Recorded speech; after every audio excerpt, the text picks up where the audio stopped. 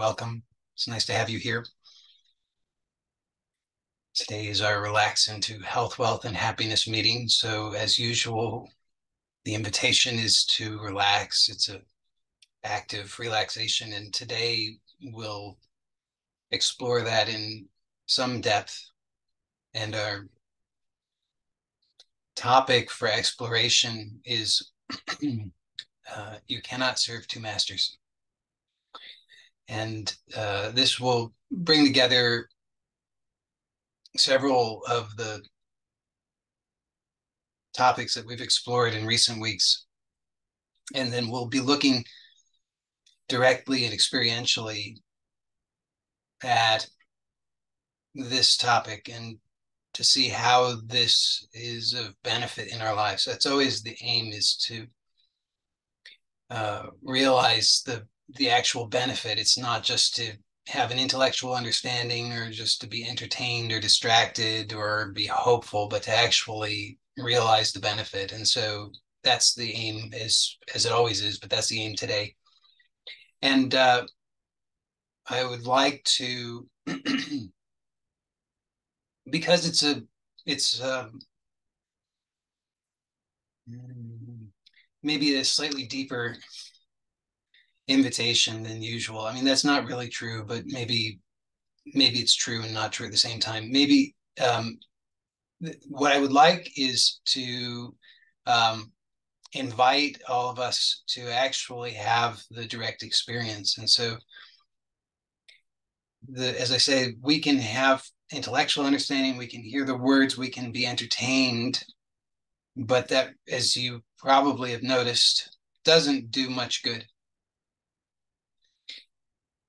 What does good is to have the actual experience. And so I'm going to, at least once and maybe several times during today's meeting, invite you to explore this direct experience. And so if it's comfortable for you, close the eyes. And the reason for closing the eyes is because we tend to be very oriented toward our senses, and the visual sense perhaps more than the others in many regards. And so just closing the eyes reduces some of that habitual stimulation. Now, of course, there's still plenty of stimulation, but it at least reduces it, or it shifts it so that we're not able to focus on what we're normally focused on. And so there's a change. Of course, if it's very uncomfortable for you to keep the eyes closed, then you needn't do so, but it will be easier. The exploration will be easier with the eyes closed if you can do it comfortably. And it's very simple, this exploration. It's just to notice whatever it is that you notice.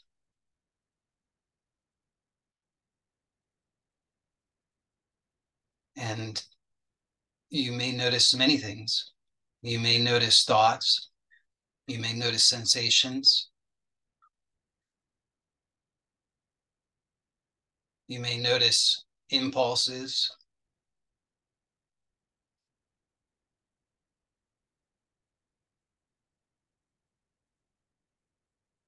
And whatever it is that you notice, all that you need to do is just be aware that you are aware of it.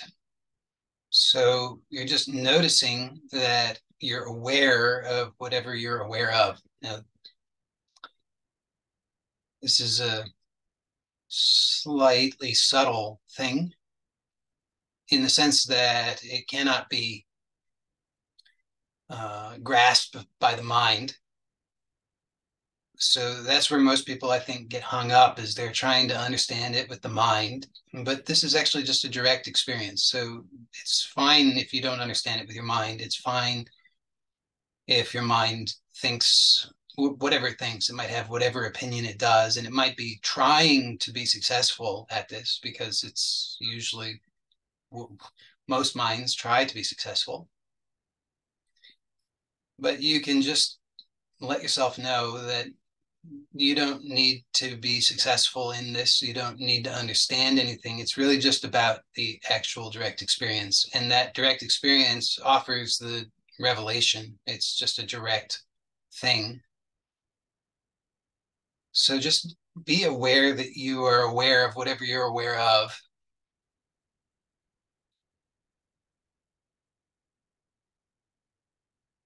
And notice that whatever you're aware of, so broadly, you can call those objects of awareness, whether those are sensations or thoughts or feelings or impulses or whatever they might be.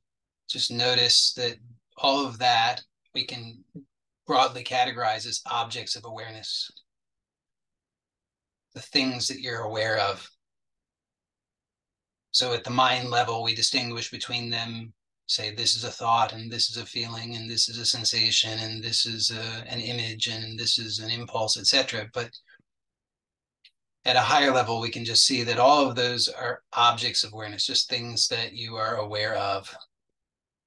So we're sort of simplifying our exploration, just noticing that you're aware and they're objects of awareness. And notice that the objects of awareness are changing, coming and going. They're not steady. Even if one seems to linger for some time, maybe for a second or a minute or an hour or a day or a month or a year, it still is transitory. It has a beginning and an end. And if you're really observant, you'll notice that none of them actually last for any real amount of time. They're flicking in and out of awareness, actually.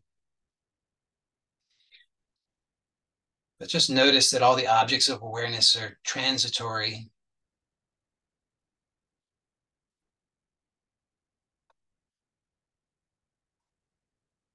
So even your idea of yourself, your self-image, your personality, your body, all of these things are changing. None of them are constant. So you're just noticing, again, the objects of awareness, whatever they might be. And notice it's very broad, this category of objects of awareness. So now this exploration allows you to start to notice that can you start to distinguish between awareness and objects of awareness? Just noticing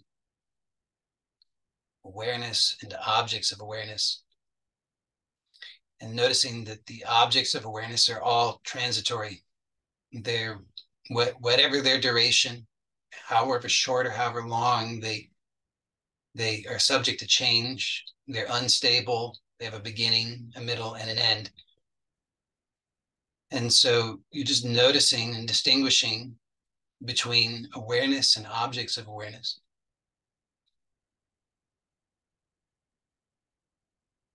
So whatever appears in awareness, you can just notice. Does it come and go? Does it have a beginning, a middle, and an end? Is it subject to change? And if so, you can just note, oh, that's an object of awareness. So we're not trying to figure out if it's a good one or a bad one or desirable or undesirable, just categorizing, just noticing object of awareness or awareness.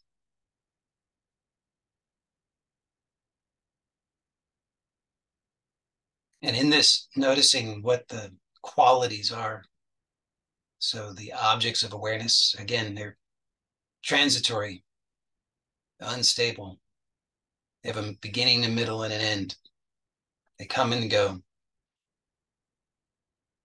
No matter how good they are, they won't last forever. No matter how bad they are, they won't last forever.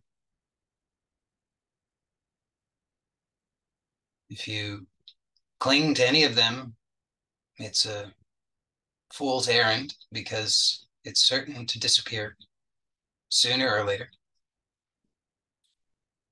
So we're just noticing them, noticing the quality of the objects of awareness, and then maybe starting to notice, what is this awareness?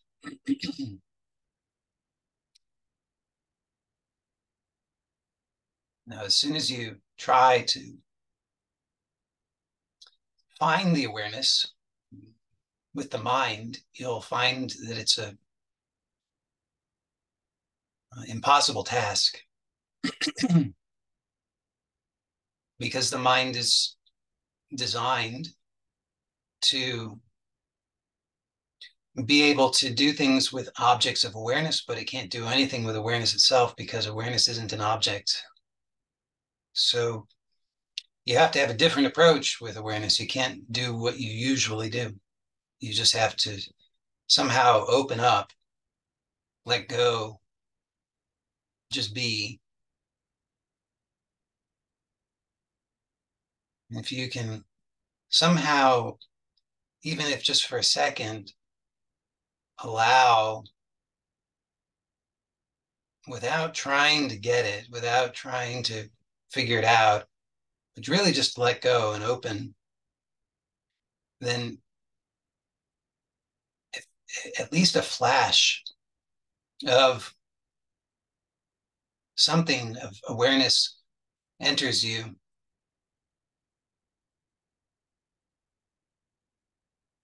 And you really can't do anything with it with the mind, but the mind might try. But just keep allowing, just open, just notice.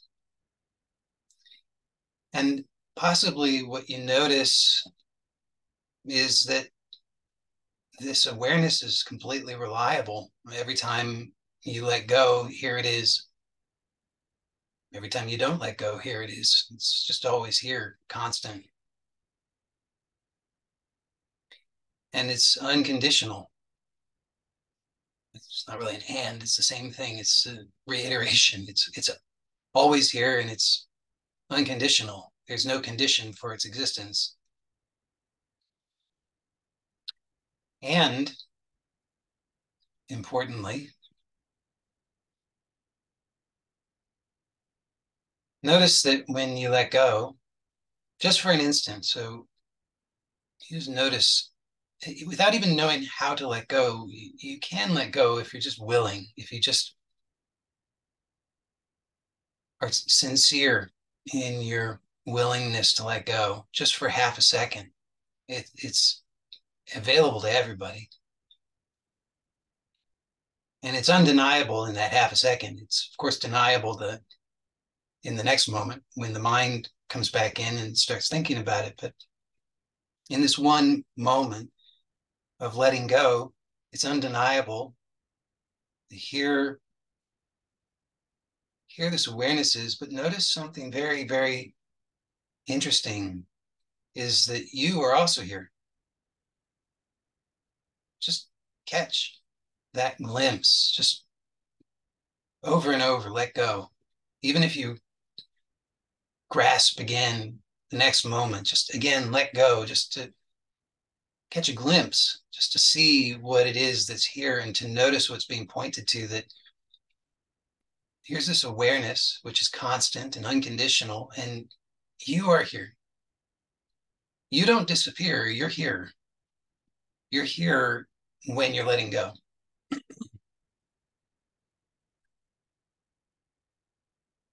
But now notice,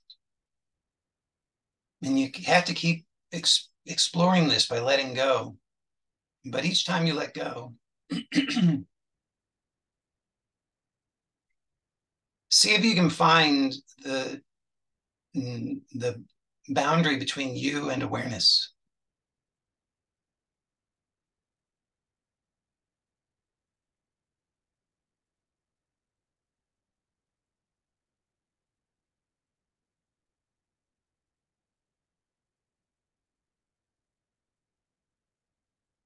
So it's a very subtle and very important thing. So just see if you can find the boundary between you and awareness in this moment of letting go.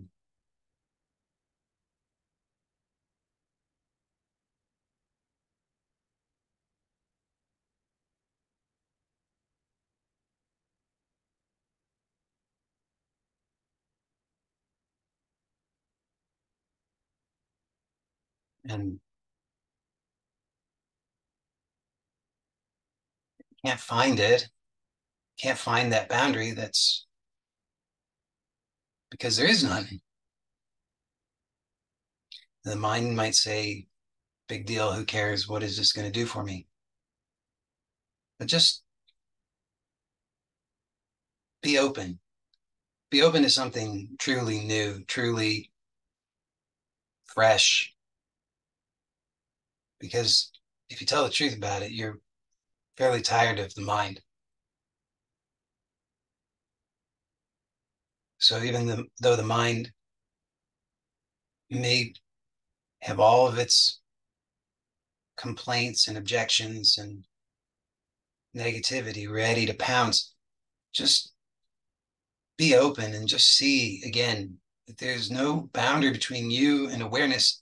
And in this moment of letting go, even if it's just a half a second, here you are, here awareness is, there's no boundary. There's only this. There's just this. It's not even correct to say that you are here and awareness is here. It's just this. Even that's too much.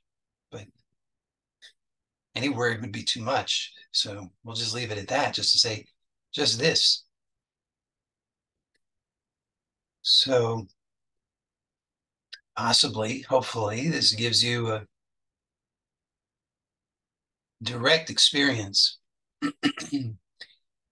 Now, take a moment in opening the eyes to be very slow about it. Don't just do it very rapidly, but be very slow about it, deliberate, intentional, and just see where, is there actually a boundary between open and closed eyes? Or is that also just an idea? It's a funny thing because it seems like I exist as this separate thing and awareness exists as a separate thing. But when I really look, then there's no boundary, even though it seems like there's some sort of distinction. And similarly, it seems quite certain that there's a difference between open eyes and closed eyes. I mean, after all, it just seems completely obvious. And yet, if we're really looking closely and sincerely, we'll see that it's actually just an idea. There's not really an actual boundary there. So everything in life is like this, really.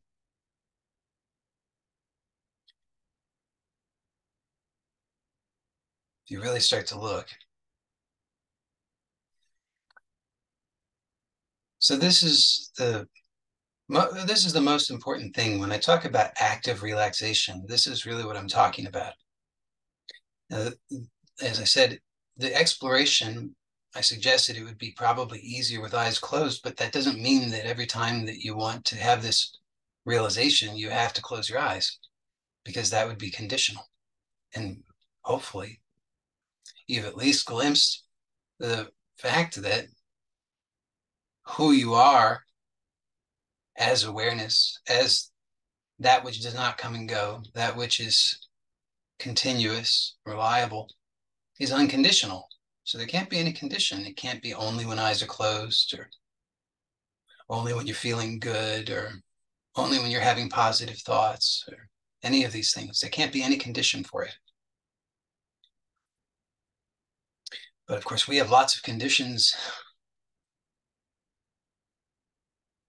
We've imagined and taken on lots of conditions. They're all false, but what we believe is what we perceive, and that's what we experience. There's no difference between our experience and our perception, and there's no difference between our perception and our belief. So in other words, there's no difference between our experience and our belief.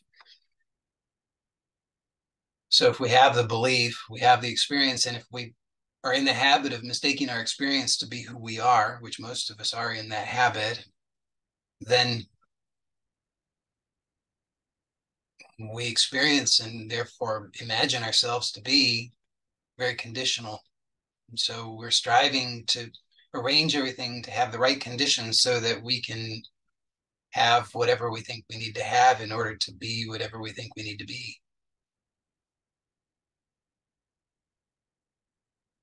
But the intention with this exploration is to give you the direct experience so you can actually start to have the realization directly, experientially, of what's being pointed to, that actually it's unconditional. So this is active relaxation. It's to be aware. And this awareness is simply open awareness. So it's a process of differentiating between we could say the true and the false, the um, these words are somewhat misleading because there's no, as I've pointed out already, there's no real division. So it is misleading, but as an exploration, it's useful to start to be able to differentiate, to see I've been already making this differentiation, but I wasn't doing it consciously. And I was only giving any value to these things that come and go, the objects of awareness. And I was thinking that I must be one of these objects of awareness. I must be one or more of them, maybe some grouping of them, the particular feelings and particular thoughts and particular images. And if I can get those assembled in the right way, then I'll be okay.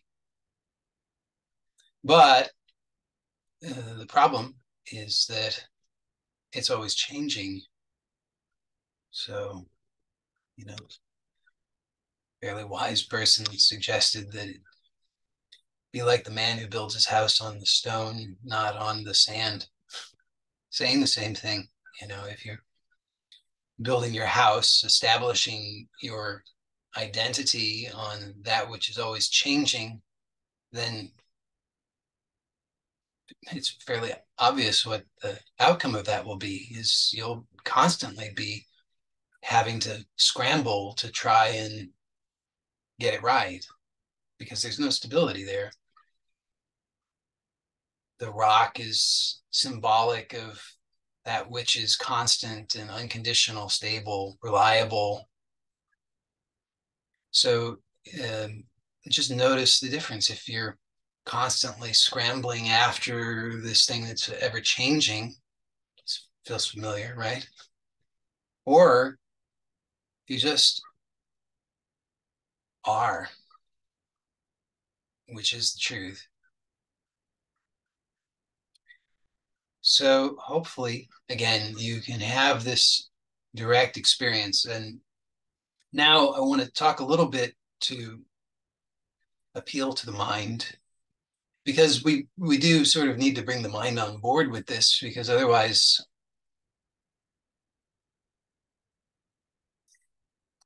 it's very difficult.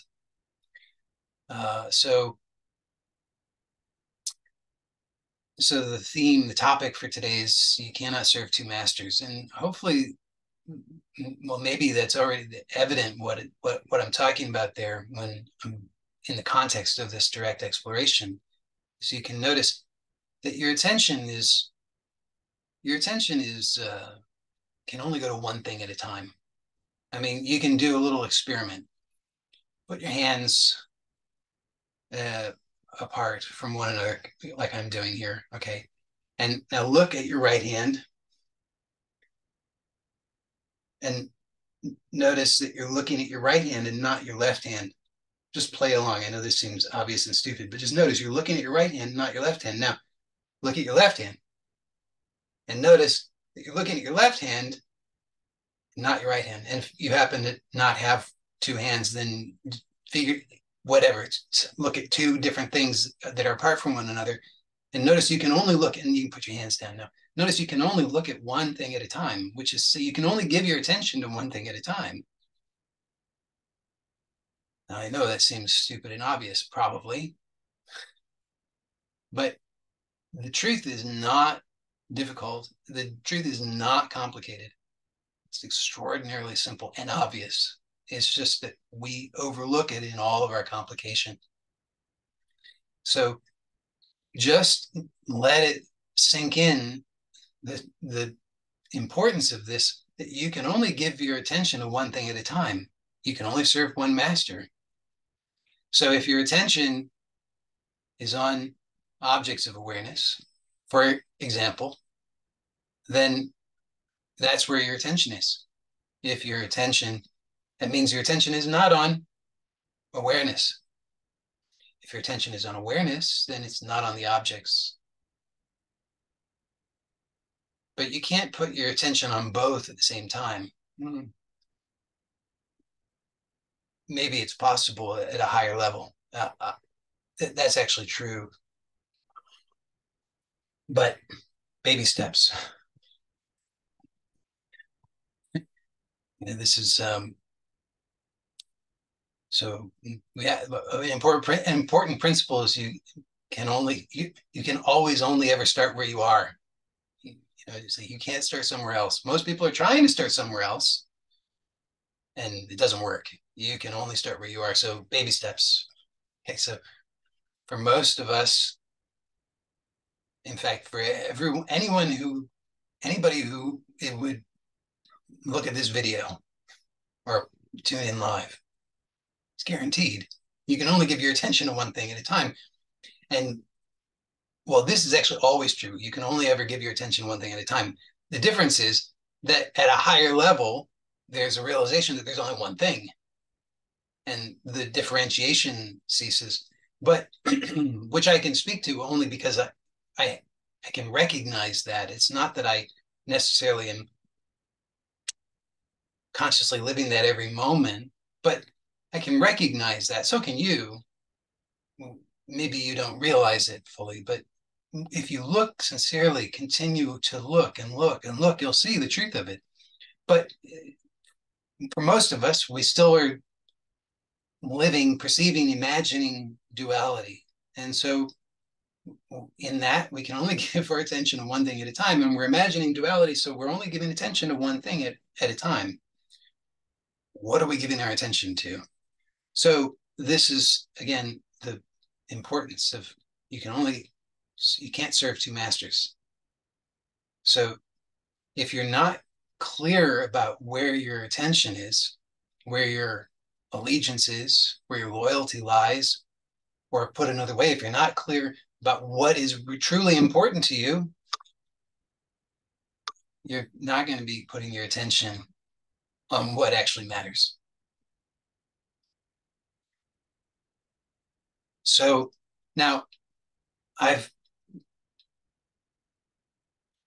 because I'm clear about what I'm wanting to communicate and what it is that I want to offer, I have purposefully started this at a fairly high level of noticing these broad categories, as it were, of awareness and objects of awareness.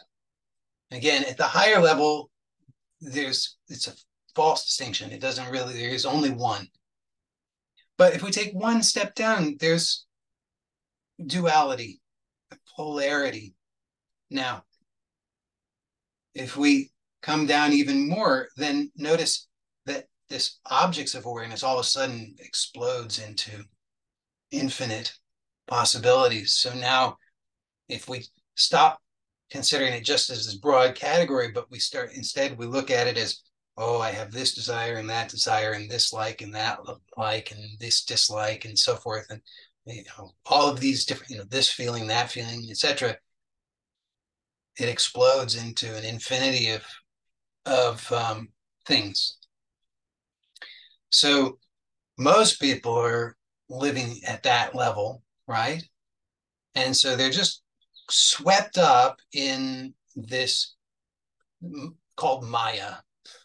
It's this world illusion. It's the sense that all of this is this external thing, and I am a thing, and I'm in relationship with it, and I've got to do something with all of it.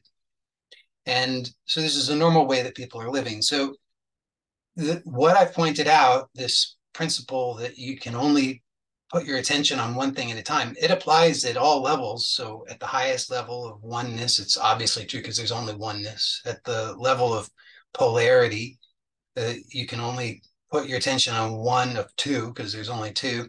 At the level of multiplicity, you can still only put your attention on one thing, but there's the appearance of infinite multiplicity. So we can apply this at any level and get benefits. And so you really do need to start where you are. So you can apply this wherever you are. If you're living primarily, if you're just, the whole exercise earlier was just sort of over your head and you said, I don't get it. Okay, fine. At least understand you can only put your attention on one thing. So even if your primary perception and maybe your only perception is that I am this thing and I live in this world of all of this stuff and there's infinite things and there's all these galaxies and planets and go to Mars, rah, rah, rah, and etc. If that's your level of reality, still, you want to be successful, you need to be able to put your attention on what you want, which means you need to know what you want. So two things, right? You need to know what you want and you need to be able to put your attention on what you want. Now, most people fail on both accounts. They don't know what they want and they don't put their attention on what they want. And that might seem crazy. I mean, for those who are here live, probably that doesn't seem crazy. You've been around enough that you know. But for somebody who's new watching this on YouTube, maybe that seems crazy. So let's just review. It's always helpful to review. So most people don't know what they want. Why? Because they have no idea who they are. And so they're living according to their idea of who they are, but their idea of who they are is just a bunch of stuff that they inherited from their family and society and teachers and etc. If you don't think that's true, just take a look. Notice, take an inventory of all the things that you think you want, and then notice, do you really want that? How do you know that you really want that? And just imagine that you got it. All the things, make a list of all the things that you think you really want, and then imagine that you've got it. And then, did that really do it for you? Are you good now that you've got it? And you'll see, no, now you've got another desire. So we're just, these desires are not yours, because if it's really truly your desire, once that desire is satisfied, you are satisfied. Hopefully this makes sense. But if not, let that sink in. Really review that for yourself. Ponder it, contemplate. Because look, if it's truly your desire, if it's an authentic desire of yours, then when that is satisfied, you are satisfied. But notice that in your life, overwhelmingly, all the desires that you satisfy, they don't satisfy you. You get a little hit of, ooh, which just triggers the next desire. But you're not satisfied. Why? Because it's not your desire. It was an unfilled desire of somebody else's that you just inherited. And, it was like, and most of what most people are operating from is just all of this conditioning, all of this programming. It's stuff that they got from when they were a young child, and it's stuff that's in their genetics. It's to be a good little boy or little girl. It's to please other people. It's to get approval. It's to appear intelligent. It's to, appear powerful and successful. It's all of these things,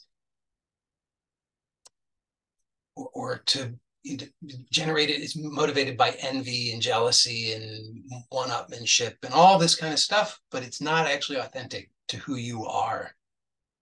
So that's the one thing, is that most people don't know what they really want. And so they're just mindlessly chasing after things that are not really what they want.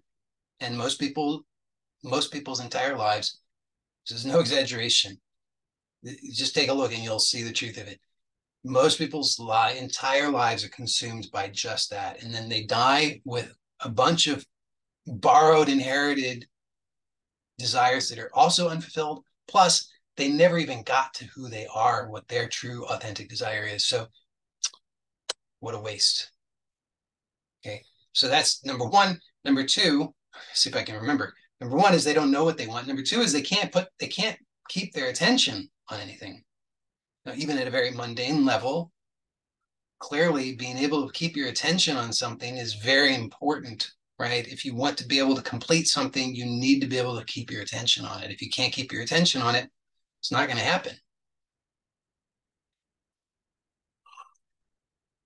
So I sometimes tell this story. I'll tell the story again briefly. I tell a story because having a story is helpful to anchor the principle. So this is the story about the king and the bridge, right? So there's a king and he's got his kingdom, and on the side of one of the boundaries of his kingdom, there's this big ravine and a big canyon. And on the other side of the canyon, there's this other land, and it's uninhabited by other humans. It's a beautiful land, it extends vast distance. And the king says, boy, that's a great land over there, and it could be ours if only we could get over there. But we can't get over there because there's this giant canyon. I know. Well, let's build a bridge. So he he commissions a bridge to be built, and the builder who gets the commission sets to work. And a little while later, the king goes and see how the work is going, and sees it and says, "Great, this was a wonderful looking bridge. It's very strong and everything, but I was really expecting that it would be a purple bridge, and I see that you're building a green bridge, and I just can't have that. So I'm canceling this project, and we're going to get this other team to build a bridge instead." Commissions this other team to build a bridge. They're working for a while, and they know it's supposed to be a purple bridge, so they're building a purple bridge. And the king goes after a little while and sees the bridge, the progress, and says, "Boy, this is really great. I love that you're doing it in purple. That's really important to me. But I see that you're building this bridge using this outmoded design, and I was expecting a more modern design. So I'm canceling this project, and I'm going to get another team to build the bridge instead." So this just goes on and on and on, year after year after year. So the king is now very old. He's on his deathbed, and he's never had a single complete bridge built.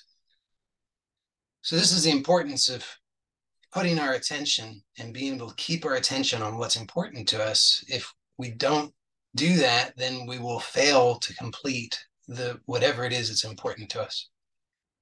And so most people, even if they miraculously were to know what they wanted, they will fail at it because they can't keep their attention on it. Now, why can't they keep their attention on it? It's because the two kind of go hand in hand. They're not separate issues, actually. It's because you don't actually really truly have clarity about what you want. So in the story of the king and his bridge, if he was clear about what he really wanted, he just wants a bridge that goes across. It doesn't matter if it's purple. It doesn't matter if it's an old design or a new design, if it's this, that, or the other. All that it matters is that it goes across and it's functional. And if he had maintained clarity on that, he could have had the bridge. But instead, he was distracted by all these other things that were unimportant. And so this is how it is for most of us, is that these two issues are really go hand in hand. They're kind of the same thing. I mean, they're different aspects of the same thing, right? So we don't have sufficient clarity on what we want, and so we don't keep our attention on it. Because maybe we say, boy, I'm pretty sure that what I want is, and even at the mundane level, you say, I'm pretty sure what I want is I want to make a bunch of money. Well, if that's true, then you keep your attention on that, and where you put your attention, there the energy goes, and that is what that grows, right? So that's what will manifest in your life. It's just a fundamental principle. Whatever you put your attention on, that grows in your experience. You can just look and see that's true. It's not like some airy fairy thing. It's the honest truth. It's at a very mundane level. If you just consistently put your attention on the thing, you will grow in awareness of it. Your understanding will improve. Your skill level will improve just by consistently putting your attention on it. So um, if you know that what you want, as a kind of silly example, I guess, but if you know what you really want is a bunch of money, if you consistently put your attention on that, then that will manifest, at least to some extent. But what happens is that something else comes along, and the person gives their attention to that instead. And they'll give lip service to saying, but the money's really important to me, but they're doing something else. They're giving their attention to something else. Now, what might that something else be? They might, in their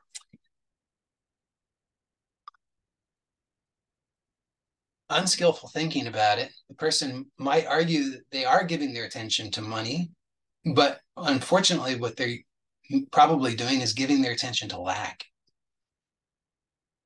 And you can't put your attention on two things at the same time. So you might fool yourself into thinking that you're giving your attention to money by worrying about not having money, but what you're actually giving your attention to is worrying about not having money, which means not having money is growing in your consciousness. So the person who worries, gives their attention to worrying about not having money, is not giving their attention to making money. They're giving their attention to not having money. And as a result, they don't have money. So they have failed to understand the importance of understanding what they want and consistently putting their attention on what they want. It's so easy for us to get distracted and put our attention on something other than what we want. That thing that I just described, that phenomenon, is probably the most insidious,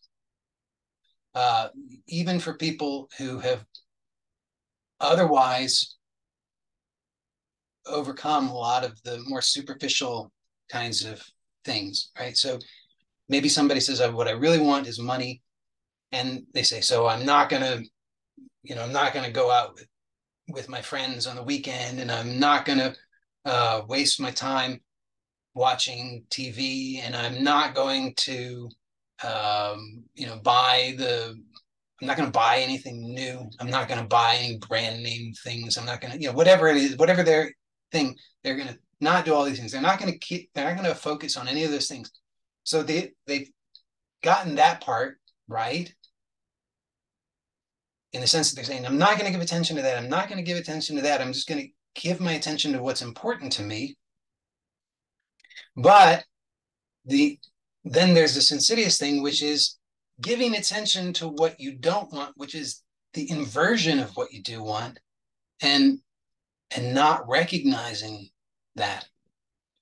So like I say, it's probably the most insidious problem in this regard, is you're still giving attention to something other than what you want, but it's somehow more difficult to recognize.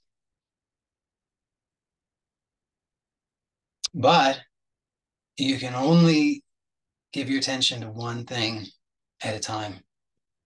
And so if you're giving your attention to the inversion of what you want, you're still not giving your attention to what you want, even though in some ways it appears that you're giving your attention to what you want, but it's an inversion of what you want. So even at a mundane level, we can apply this and get benefits, right? So you can see that knowing what you want is very important, even if it's not what you most truly deeply want, even if it's a borrowed desire, if you cannot at least give your attention and keep your attention on it, you can't satisfy even that. Even if it's not truly going to offer you real soul satisfaction, you can't even get to that point. And in the process of maturation, we do seem to have to go through that process of satisfying the borrowed desires, and doing that repeatedly until it dawns on us. We realize, gosh, I've satisfied an awful lot of desires, and yet I'm unfulfilled.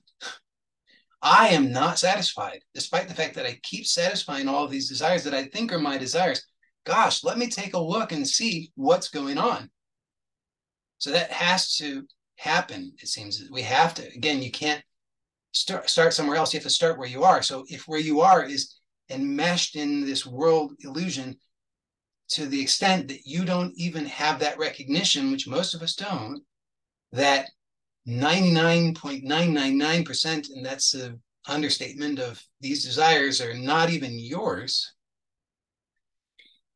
it's going to be very challenging to wake up from that and move on from that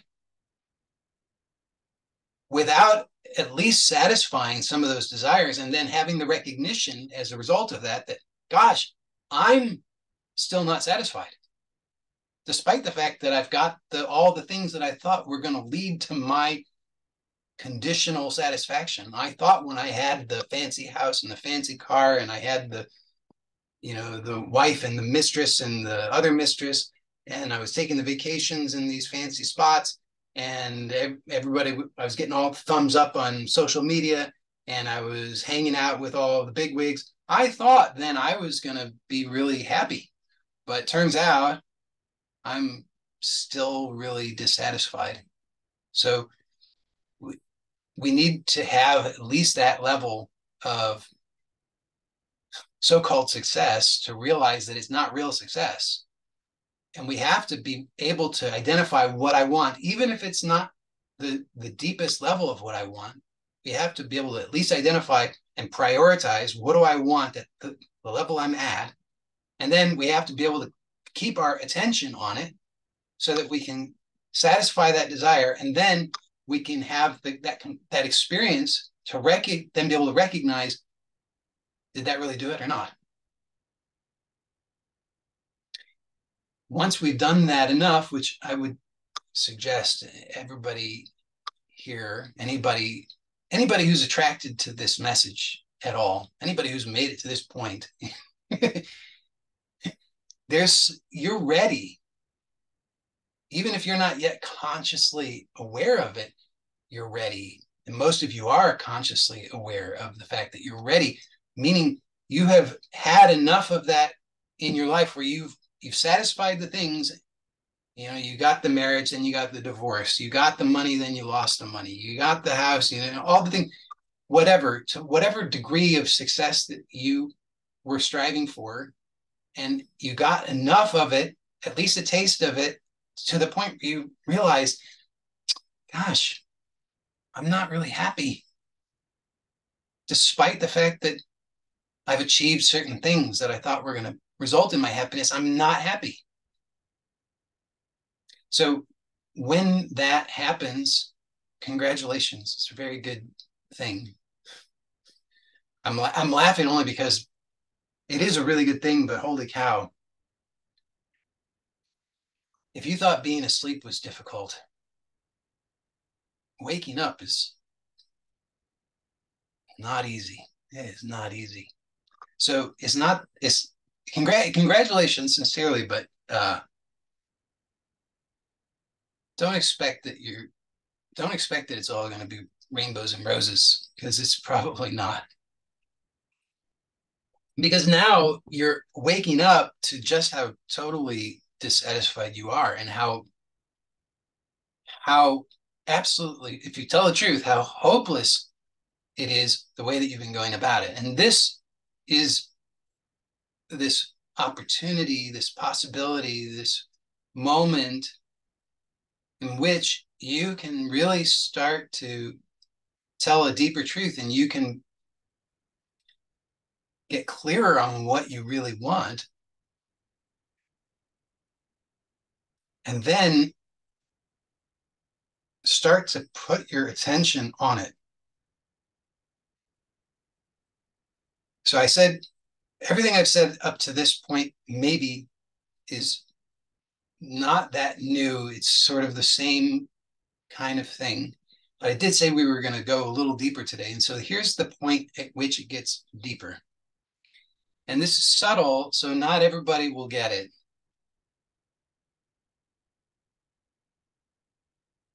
But I'm pointing out that it's subtle so that those who can get it will know to be watchful so that you can see what's being pointed to, so that it doesn't just go past you.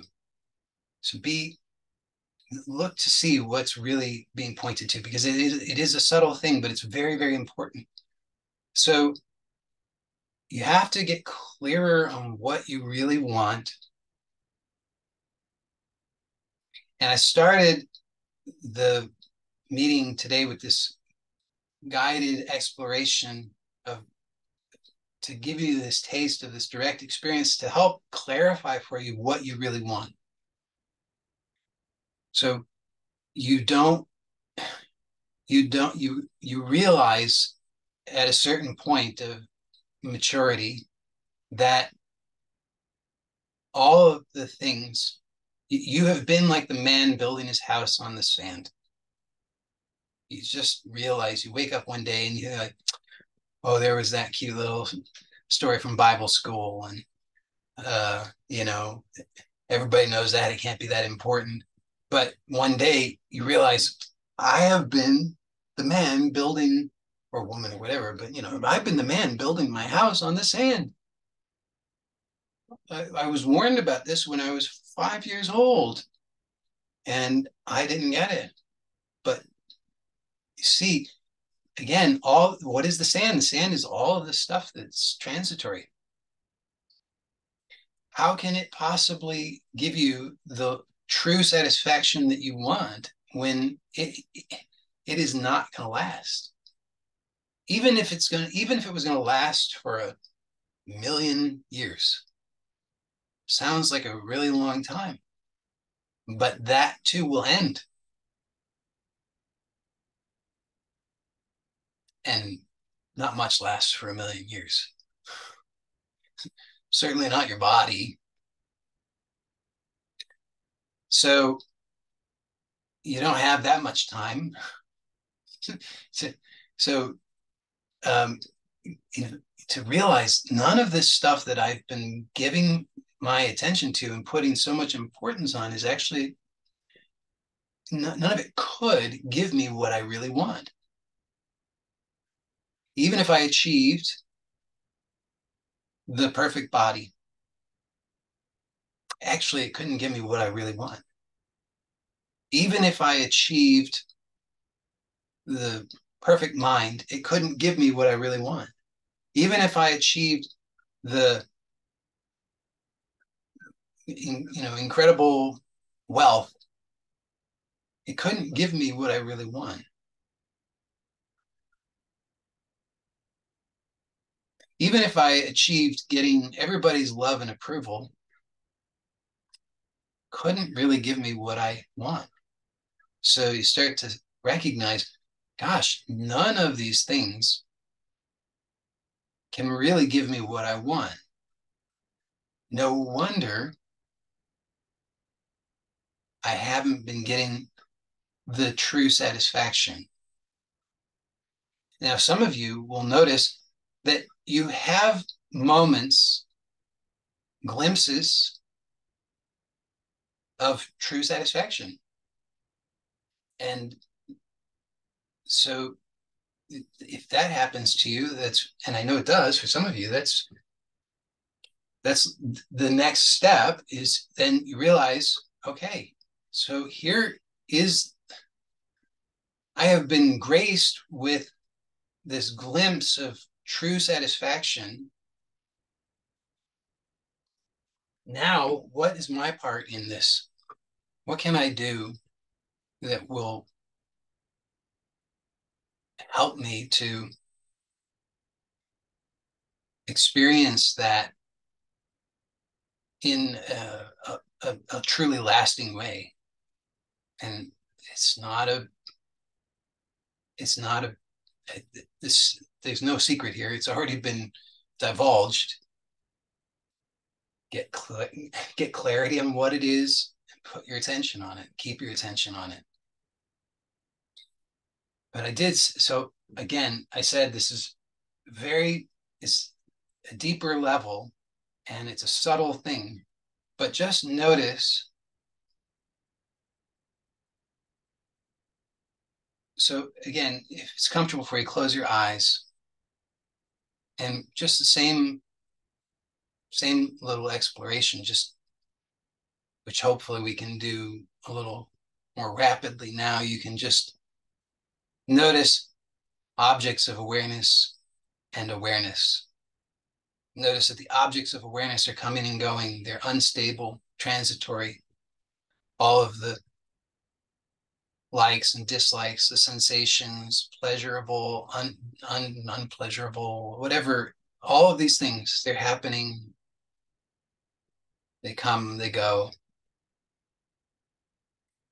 And then you notice that if you just let go for an instant, that here is this unconditional presence that you are. No separation between you and this. It's just this. And just notice it's complete satisfaction. There's nothing missing, nothing needed.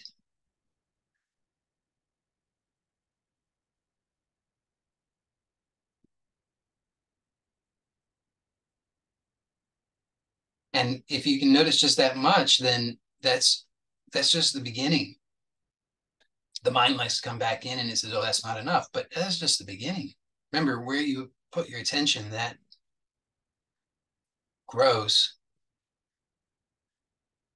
So you're just having the tiniest taste of this infinite unconditional satisfaction. But just notice how just that taste is very wonderful if you allow yourself to really actually tell the truth about it. Now, just notice how you will soon serve another master. The next thought that comes along, you start giving attention to, what am I going to have for dinner? How am I feeling? How am I going to feel better?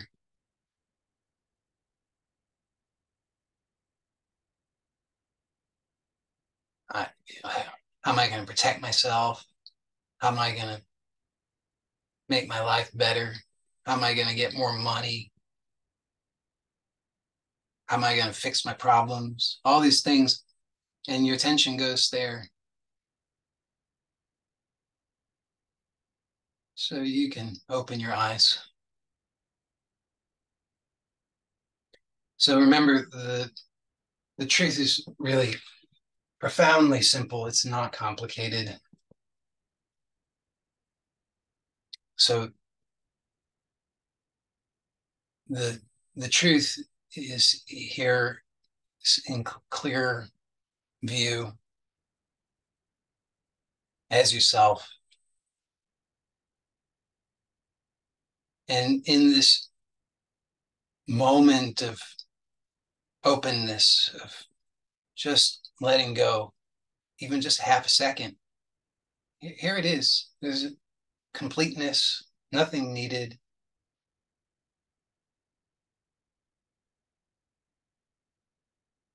All of the arguments of the mind, they don't apply. They just don't apply at all. What does money have to do with anything? In this moment right now of letting go, money has nothing at all to do. There's nothing. It can't. What could money do for this? What could approval do for this? What could a feeling do for this? What could so-called security do for this? Nothing, you see. There's nothing that, because this is not lacking at all. It's absolutely complete, unconditional. So all of the arguments, all of the other concerns that come up in mind, they don't have anything to do with this at all. Nothing, not even in the least.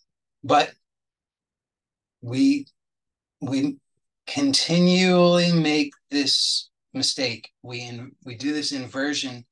Here you are, unconditional. This is the clearly, this is the only reliable self. Nothing else is stable, right? This is the only thing that's always here, whether you feel good or you feel bad. This is always here. This is who you are. It has to be seen that this is who you are. Everything else is coming and going. This is the only stable, consistent reality. But then the next thought comes and says, yeah, but I might lose my house. And yeah, but somebody might get upset with me. And yeah, but I have to figure out what I'm going to have for dinner. All these things. Yeah, but how am I going to make money? All these things. And then our attention goes to that. Just see, when you give your attention to those concerns, and they're all concerns, they're all problems, no matter how they present themselves, they're always problems. Every single last one of them is based on some sense of lack. There's something missing, some problem of some kind. And so even the most sublime thought, it's still based on a sense of lack, even if it's, oh, but I had that great spiritual experience and I'm almost going to get it again.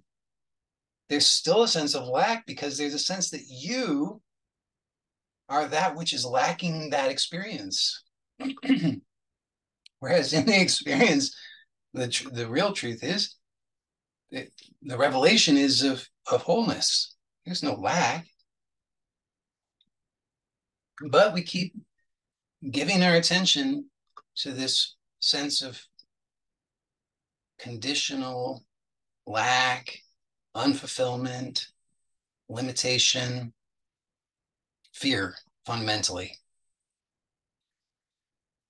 So you have to start where you are. So if this sounds like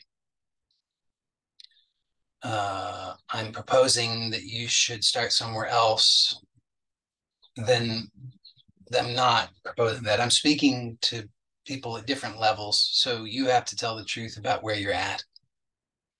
If where you're at is that you perceive yourself as a separate person living in this world of all of this infinity of stuff, and you've got to navigate this, and what's real for you is, yes, I've got to pay the mortgage, and that's the reality, and that's the only reality.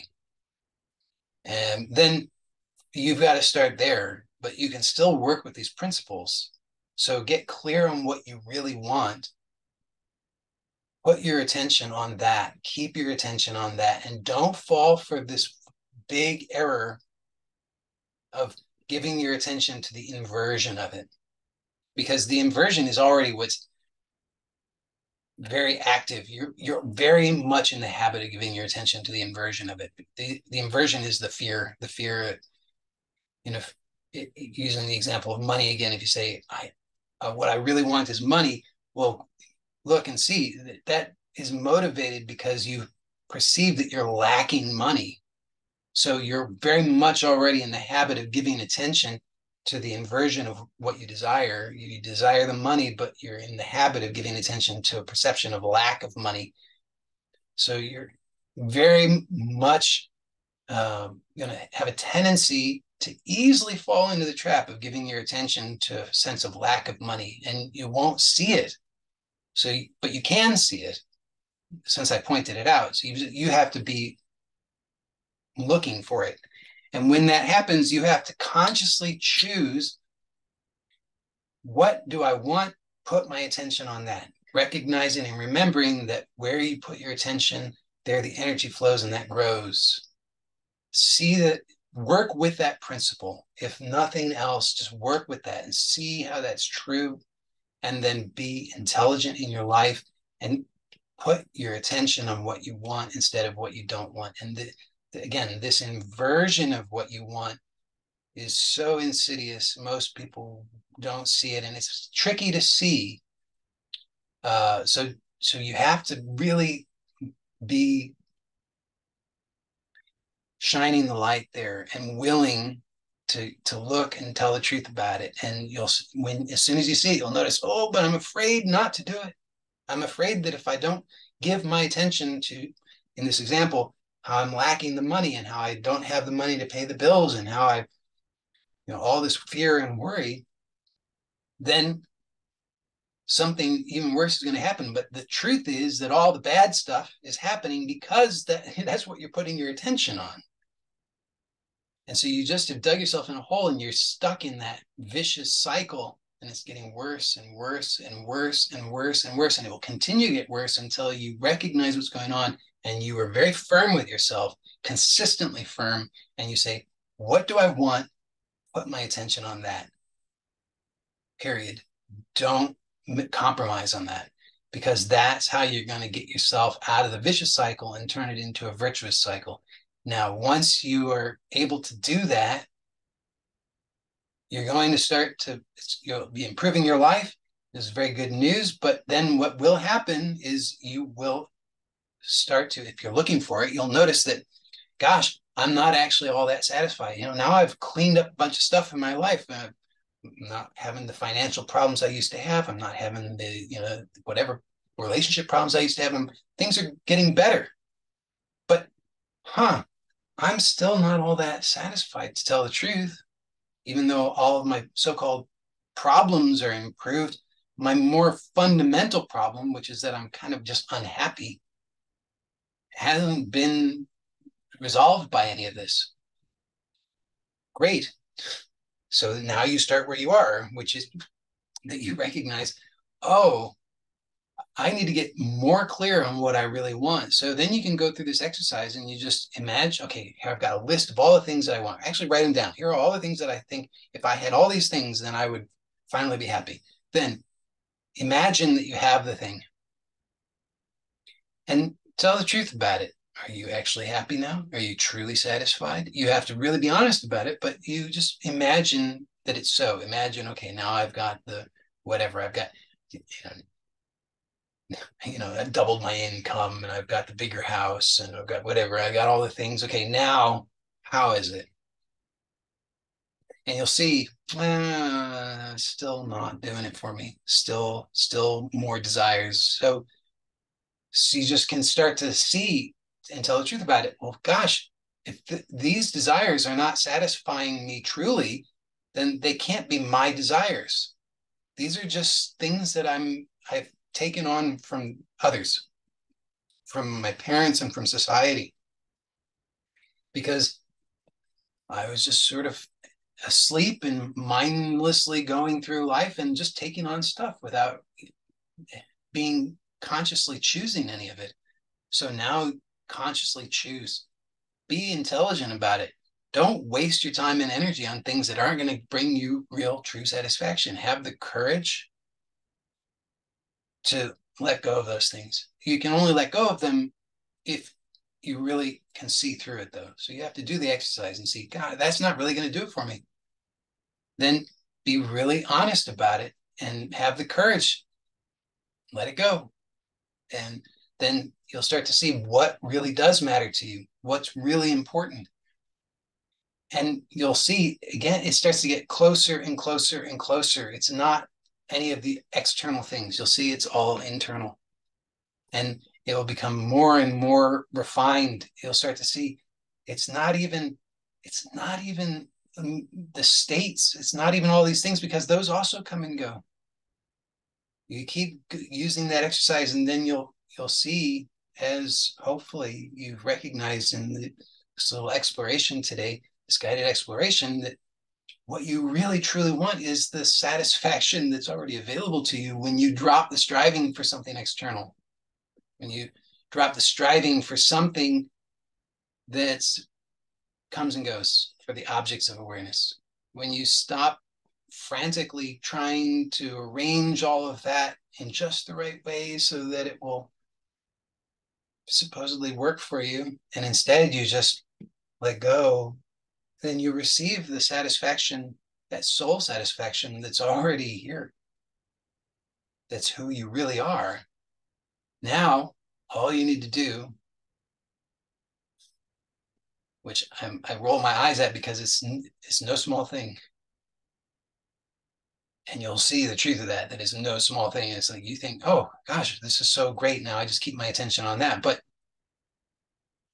like Siddhartha sitting under the Bodhi tree, all the things come for you.